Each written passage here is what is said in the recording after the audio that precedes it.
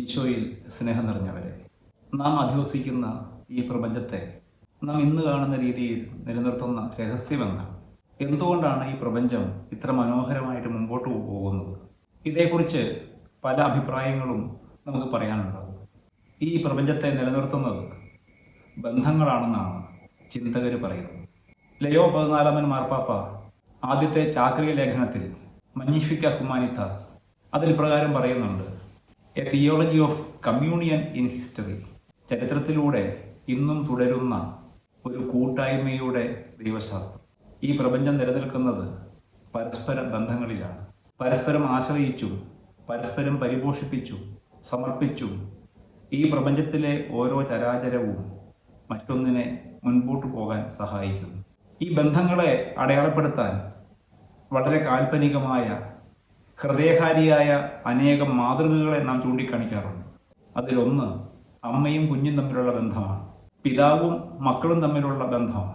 ഈജിപ്തിലെ അടിമകളായിരുന്ന ഇസ്രായേൽ ജനത്തെ ദൈവം മരുഭൂമിയിലൂടെ നയിക്കുന്ന മനോഹരമായ അനുഭവത്തെ, ഇസ്രായേലും ദൈവവും തമ്മിൽ ഉടലെടുക്കുന്ന ഒരു ബന്ധത്തെ നിയമാവർത്തന പുസ്തകം 32-ാം അധ്യായം 10-ാം വാക്യം അതിമനോഹരമായിട്ട് വിവരിക്കുന്നുണ്ട്.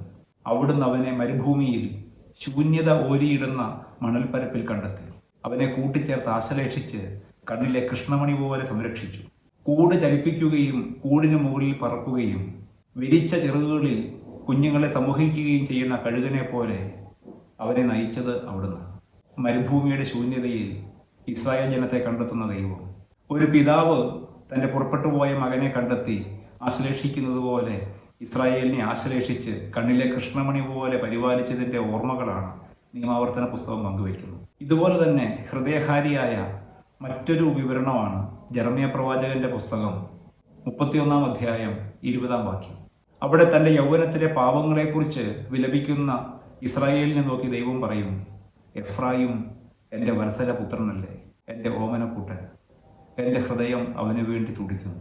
ദൈവത്തിന് ഇസ്രായേലിനോടുള്ള തൻ്റെ മക്കളോടുള്ള സ്നേഹത്തെ വളരെ വികാര തീവ്രതയോടെ അവതരിപ്പിക്കുന്ന 2 ഭാഗങ്ങളാണ് ഞാൻ പരിചയപ്പെടുത്തിയത്. ഇന്നത്തെ വിശുദ്ധ ഗ്രന്ഥഭാഗം, കൈത്തക്കാലം 2-ാം ഞായറിലെ വചനഭാഗങ്ങളെല്ലാം നമ്മളോട് ആവശ്യപ്പെടുന്നത് ദൈവവും മനുഷ്യനും തമ്മിലുള്ള ബന്ധത്തെക്കുറിച്ച് ആഴമായിട്ട് ചിന്തിക്കാനാണ്. 1-ാമത്തെ വായനയിൽ നിയമാവർത്തന പുസ്തകം 28-ാം അധ്യായം 1 മുതൽ 14 വരെയുള്ള വാക്യങ്ങളിൽ മോശ ജനത്തെ ഓർമ്മിപ്പിക്കുകയാണ്. ദൈവത്തോടുള്ള ബന്ധം അത് വിശുദ്ധമായിട്ട് അനസ്യൂതം തുടരണമെങ്കിൽ ഇസ്രായേൽ ജനം ദൈവത്തിൻ്റെ കൽപ്പനകളും ചട്ടങ്ങളും പാലിക്കണം. അവിടെ കുറേ കാര്യങ്ങളെ മോശ ജനത്തെ എടുത്തു പറഞ്ഞ് ഓർമ്മിപ്പിക്കുന്നുണ്ട്. നിങ്ങൾ ദൈവത്തിൻ്റെ വചനം ശ്രവിച്ചാൽ, അവിടുത്തെ മാർഗത്തിൽ ചരിച്ചാൽ, കൽപ്പനകൾ അനുസരിച്ചാൽ, നിയമങ്ങൾ പാലിച്ചാൽ, അവിടുത്തെ വഴികളിൽ നിന്ന് വ്യതിചലിക്കാതിരുന്നാൽ, അവിടുന്ന് നിന്നെ, നിന്റെ ഭവനത്തെ, നിന്റെ വയലുകളെ, നിന്റെ പുളിമാവിനെ, നിന്റെ അപ്പക്കുട്ടയെ അനുഗ്രഹിക്കും, സമൃദ്ധമാക്കും. ദൈവത്തോടുള്ള ബന്ധം അത് എപ്രകാരം ഇസ്രായേലിന് ഭൗതികമായിട്ട് ശാരീരികമായിട്ട് അനുഭവിക്കാൻ സാധിക്കുമെന്ന് 1-ാമത്തെ വായന പറഞ്ഞു തരികയാണ്. ഇത് കേവലം ആത്മീയമായ ഒരു തലത്തിൽ മാത്രം അനുഭവിക്കാൻ കഴിയുന്ന ഒന്നല്ല, മറിച്ച് അതിന് ഭൗതികമായ ചില തലങ്ങൾ കൂടി ഉണ്ടെന്ന് 1-ാമത്തെ വായന ഓർമ്മിപ്പിക്കുകയാണ്. മരുഭൂമിയിൽ നിന്ന് കാനാൻ ദേശത്തേക്ക് വന്ന ജനത്തിന് മോശ ദൈവത്തെ പരിചയപ്പെടുത്തുന്നത് ദൈവത്തോട് നാം കാണിക്കുന്ന അനുസരണങ്ങളുടെ പേരിൽ, കൽപ്പനകളോടുള്ള നമ്മളുടെ ബന്ധത്തിൻ്റെ പേരിൽ ദൈവം തിരികെ തരുന്ന അനുഗ്രഹങ്ങളുടെ പശ്ചാത്തലത്തിലാണ്. 2-ാമത്തെ വായനയിലേക്ക് വരുമ്പോൾ പ്രഭാഷകന്റെ പുസ്തകം 10-ാം അധ്യായം 11 മുതലുള്ള വാക്യങ്ങൾ ഉപദേശങ്ങളാണ്. അവിടെ പ്രഭാഷകൻ ചോദിക്കുകയാണ്: ഈ ഭൂമിയിലെ ഏറ്റവും ശ്രേഷ്ഠമായ വർഗം ഏതാണ്? അത് മനുഷ്യവർഗമാണ്. ഈ മനുഷ്യവർഗത്തിൽ ഏറ്റവും ഉത്കൃഷ്ടമായ സമൂഹം ഏതാണ്? ദൈവത്തിൻ്റെ നിയമം പാലിക്കുന്നവരാണ്. അത് ഹൃദയത്തിൽ ഭക്തി സൂക്ഷിക്കുന്നവരാണ്. ഇപ്രകാരം ദൈവത്തോട് ഭക്തിയുള്ളവരെ, തൻ്റെ ഭക്തനെ ദൈവം ബഹുമാനിക്കുന്നു, അവനോട് കരുണ കാണിക്കുന്നു, അവന് വീഴ്ചകൾ വരാൻ, ഇടർച്ചയുണ്ടാവാൻ അവിടുന്ന് അനുവദിക്കുകയില്ല. ദൈവത്തോടുള്ള ഏറ്റവും കറതീർന്ന ബന്ധമാണ് ഭക്തിയിലൂടെ പ്രകടിതമാകുന്നത്. ഇപ്രകാരം ദൈവത്തോട് കറതീർന്ന ബന്ധം സൂക്ഷിക്കുന്നവനോട് ദൈവം ബഹുമാനം കാണിക്കുമെന്ന് ഈ 2-ാമത്തെ വായന നമുക്ക് പറഞ്ഞു തരുന്നു. 3-ാമത്തെ വായനയിൽ റോമാക്കാർക്കുള്ള ലേഖനം 11-ാം അധ്യായം 17 മുതൽ 24 വരെയുള്ള വാക്യങ്ങളിൽ ഒരു കാർഷിക ഉദാഹരണം എടുത്തുകൊണ്ടാണ് പൗലോസ് റോമിലെ ജനങ്ങളോട് എപ്രകാരമാണ് വിജാതീയരായിരുന്ന റോമാക്കാർ മിശിഹായുടെ ശരീരത്തോട് ഒന്നായി തീർന്നത് എന്ന് മനോഹരമായിട്ട് പറഞ്ഞു കൊടുക്കുക. ഗ്രാഫ്റ്റിങ്ങിൻ്റെ, ഒട്ടിച്ചേർക്കലിൻ്റെ ഒരു ഉദാഹരണമാണ് പൗലോസ് സ്വീകരിക്കുന്നത്. പൗലോസ് അവരോട് പറയുകയാണ്, ഒലിവ് മരത്തിൻ്റെ ശിഖരങ്ങളിൽ ചിലതിനെ മുറിച്ചു കളഞ്ഞിട്ട് കാട്ടൊലിവിൻ്റെ മുളയായ നിന്നെ അവിടെ ഒട്ടിക്കുകയും വേരിൽ നിന്ന് വരുന്ന ജീവരസത്തിൽ നീ പങ്കുപറ്റുകയും ചെയ്യുന്നെങ്കിൽ മറ്റ് ശാഖകളെക്കാൾ വലിയവനാണ് നീ എന്ന് അഭിമാനിക്കരുത്. കാരണം നീ വേരിനെ താങ്ങുകയല്ല, വേര് നിന്നെ താങ്ങുകയാണ്. അതിമനോഹരമായ ഉദാഹരണമാണ്. കാട്ടൊലിവിൻ്റെ മുളയെ നല്ല ഒലിവിലേക്ക് കർഷകൻ ഒട്ടിച്ചു ചേർക്കുന്നു. കാട്ടൊലിവിൻ്റെ മുള നല്ല ഒലിവിൽ പറ്റിച്ചേർന്ന് അതിനോടൊന്നായി മാറുന്നു. ഇടപിരിക്കാനാവാത്ത ഒരു ബന്ധം ഈ കാട്ടൊലിവിൻ്റെ മുളയും നാട്ടൊലിവും തമ്മിലുണ്ടാകുന്നു. അത് ആ ചെടിയുടെ ഭാഗമായിട്ട് മാറുന്നു. അതിൻ്റെ സവിശേഷതകളെ, സ്വഭാവങ്ങളെ സ്വന്തമാക്കുന്നു. അങ്ങനെ ആർക്കും ഒരിക്കലും വേർപെടുത്താനാവാത്ത ഒരു ബന്ധം ഇസ്രായേൽ ജനവും ദൈവവും തമ്മിൽ, മാമോദീസ സ്വീകരിച്ച വിശ്വാസിയും ക്രിസ്തുവും തമ്മിൽ, സഭയിൽ അംഗങ്ങളായി ചേരുന്നവർ തമ്മിൽ ഉണ്ടാകുന്ന ഒരു പാരസ്പര്യത്തെ, ഒരിക്കലും വേർപെടുത്താനാവാത്ത അവിഭാജ്യമായ ഒരു ബന്ധത്തെക്കുറിച്ച് ഈ ലേഖനത്തിലൂടെ പൗലോസ് ഓർമ്മിപ്പിക്കുക. സുവിശേഷം, യോഹന്നാന്റെ സുവിശേഷം 15-ാം അധ്യായം ഈശോ തന്നെ പരിചയപ്പെടുത്തുന്ന അതിമനോഹരമായ ഒരു കൽപ്പനയെ, ഒരു ഉപമയെ പരിചയപ്പെടുത്തുകയാണ്. യോഹന്നാന്റെ സുവിശേഷത്തിൽ ഈശോ തന്നെ മനോഹരമായി അവതരിപ്പിക്കാനായി എടുക്കുന്ന 2 ആഭരണങ്ങളെ നമുക്കറിയാം. ഒന്ന് യോഹന്നാന്റെ സുവിശേഷം 10-ാം അധ്യായമാണ്, ഞാൻ നല്ല ഇടയനാണ്. രണ്ടാമത്തേത് യോഹന്നാന്റെ സുവിശേഷം 15-ാം അധ്യായത്തിലാണ്, ഞാൻ സാക്ഷാൽ മുന്തിരിച്ചെടിയും എൻ്റെ പിതാവ് കൃഷിക്കാരനുമാണ്, നിങ്ങൾ അതിലെ ശാഖകളാണ്. ഈശോ സ്വയം അണിയുന്ന 2 ആഭരണങ്ങളെ നമ്മളിവിടെ കണ്ടുമുട്ടുന്നു. അതിൽ ഏറ്റവും മനോഹരമായ ഒരു ബന്ധത്തെ അവതരിപ്പിക്കുന്നത് 15-ാം അധ്യായമാണ്. അവിടെ ഈശോ പറയുകയാണ്, ഓരോ വിശ്വാസിയും മുന്തിരിച്ചെടിയുടെ ശാഖ പോലെ തന്നോട് ചേർന്ന് നിൽക്കുന്നു. പിതാവ് അതിനെയെല്ലാം പരിപാലിക്കുന്ന കൃഷിക്കാരനായിട്ട് മാറുന്നു. ഞാൻ സാക്ഷാൽ മുന്തിരിച്ചെടിയും എൻ്റെ പിതാവ് കൃഷിക്കാരനുമാണ്. തുടർന്ന് വരുന്ന വചനങ്ങളാണ് ഈ ബന്ധം എപ്രകാരമാണ് ഏറ്റവും മനോഹരമായിട്ട്, ഇഴയെടുപ്പമുള്ള ഒരു ബന്ധമായിട്ട്, ഒരു പൊക്കിൾക്കൊടി ബന്ധം പോലെ മുന്നോട്ട് പോകുന്നത് എന്ന് സുവിശേഷം തുടർന്ന് വരുന്ന വാക്യങ്ങളിൽ പരിചയപ്പെടുത്തുക.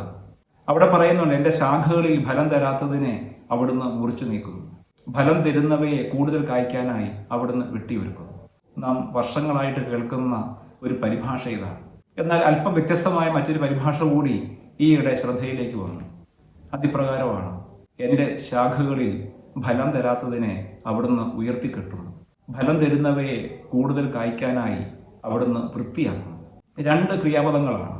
ഒന്ന് മുറിച്ചു നീക്കുന്നു എന്നതിനെ lifting up, he lifts up, അവൻ ഉയർത്തിക്കെട്ടുന്നു എന്നും ഒരു പരിഭാഷയുണ്ടെന്ന് പണ്ഡിതന്മാർ പറയുന്നുണ്ട്. രണ്ടാമത്തേത് അവിടുന്ന് വെട്ടിയൊരുക്കുന്നു, ഹീ പ്രൂൺസ്, അതിനെ ക്ലീൻസ്, വൃത്തിയാക്കുന്നെന്നും കൂടി അർത്ഥമുണ്ട്.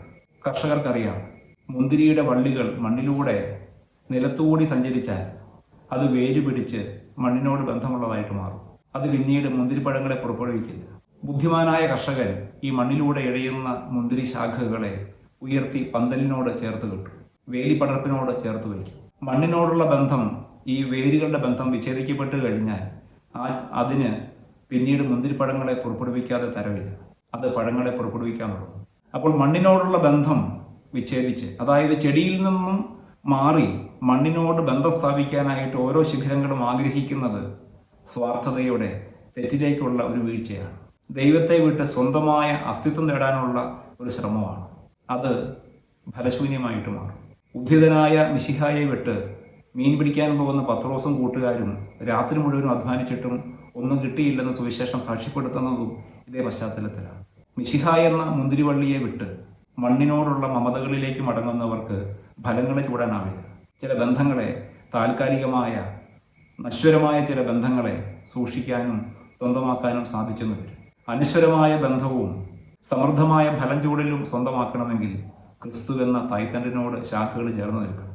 അപ്പോൾ ഇവിടെ മണ്ണിലൂടെ ഇഴയുന്ന, പാപവഴികളിലേക്ക് പോകുന്ന, പ്രലോഭനങ്ങളിലൂടെ നടക്കുന്നവർക്ക് പിതാവെന്ന കൃഷിക്കാരൻ നൽകുന്ന ഒരു തിരുത്തൽ ആ ശാഖകളെ മണ്ണിൽ നിന്ന്, തിന്മയിൽ നിന്ന് വേർപെടുത്തി ക്രിസ്തുവിനോട് ചേർത്ത് കെട്ടുകയാണ്. എൻ്റെ ശാഖകളിൽ ഫലം തരാത്തതിനെ അവിടുന്ന് ഉയർത്തിക്കെട്ടും. രണ്ടാമത്തേത്, ഫലം തരുന്നവയെ കൂടുതൽ കായ്ക്കാനായി അവിടുന്ന് വൃത്തിയാക്കുന്നു, ഈ ക്ലീൻസ് അപ്പ്.